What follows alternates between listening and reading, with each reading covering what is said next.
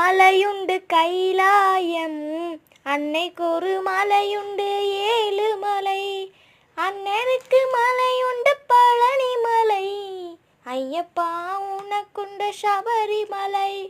சரணம் சரணம் சரணமப்பா சுவாமியே, சரணம் சரணமப்பா, சரணம் சரணம் சரணமப்பா சுவாமியே, சரணம் சரணமப்பா, சுவாமியே சரணம் சரணமப்பா. என்னுடைய கழுத்தில் மணிமாலை, என்னுடைய கனவு சபரிமலை, என்னுடைய நாணம் சரணமொழி, என்னுடைய லட்சியம் சரணம் ஐயப்பா.